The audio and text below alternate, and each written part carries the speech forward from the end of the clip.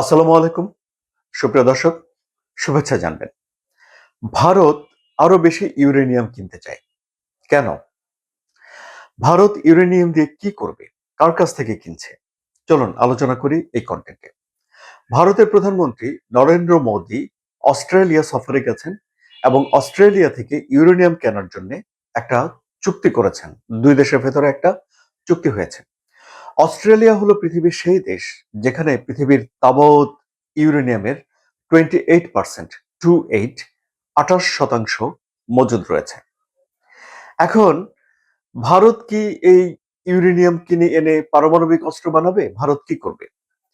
আপনারা জানেন যে ইউরেনিয়াম নিয়ে বা ইউরেনিয়াম সমৃদ্ধ করা নিয়ে সবচেয়ে বেশি খারাপ অবস্থা বিরাজ করছে যুক্তরাষ্ট্রের সঙ্গে ইরানের।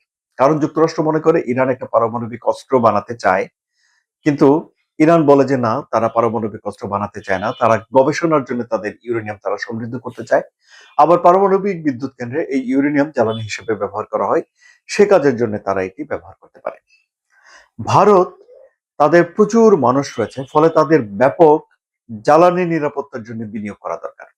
এখন ভারত একটা পরিকল্পনা করছে যে তারা পারমাণবিক বিদ্যুৎ কেন্দ্রগুলো চালু করবে, আরো নতুন কিছু পারমাণবিক বিদ্যুৎ কেন্দ্র খুলবে। এমনকি রাশিয়ার সঙ্গে তাদের যে বন্ধুত্ব রয়েছে, বন্ধুত্বের আওতায় রাশিয়া তাদেরকে ভ্রাম্যমাণ পারমাণবিক বিদ্যুৎ কেন্দ্র বানিয়ে দেবে, এটি বলেছে।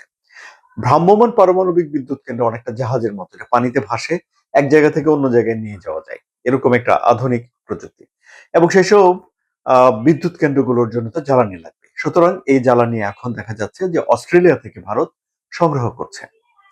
তো ইউরেনিয়াম হলো যে পদার্থ, তার মধ্যে একটা আইসোটোপ আছে যাকে বলা হয় 235 আইসোটোপ। এই আইসোটোপের পরিমাণ যত বেশি করা যায়, এটি পারমাণবিক অস্ত্র তৈরির জন্য তত বেশি উপযোগী হয়ে ওঠে। যেমন ধরুন, ভাত রান্নার আগে চালের মধ্যে ভাঙা চাল, কালো চাল ফেলে দিয়ে বিশুদ্ধ পরিপুষ্ট দানা যেভাবে রাখা হয়, তেমনি এই ইউরেনিয়ামের ভিতরে অন্য সব আইসোটোপ গুলো ফেলে দিয়ে শুধু 235 রাখা হয়। এটি 90% পর্যন্ত সমৃদ্ধ করা গেলেই পারমাণবিক অস্ত্র তৈরি করা যায়।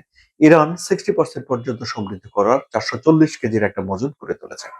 যুক্তরাষ্ট্র এই মজুদ নিয়ে যেতে চায়।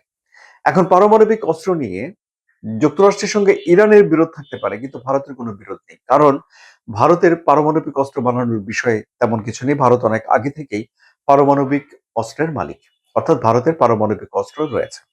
সুতরাং এখন যে ইউরেনিয়াম ভারত সংগ্রহ করতে চায়, সেই সংগ্রহটা তারা করতে চায় পারমাণবিক বিদ্যুৎ কেন্দ্র পরিচালনা করার জন্য। এই হলো গিয়ে ভারতের সর্বশেষ ইউরেনিয়াম সংগ্রহ করার যে চুক্তি, সেই চুক্তির কাহিনী। আলোচনা কেমন লাগলো?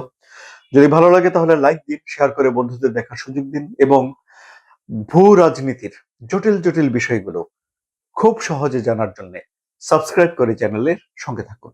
ধন্যবাদ সবাইকে।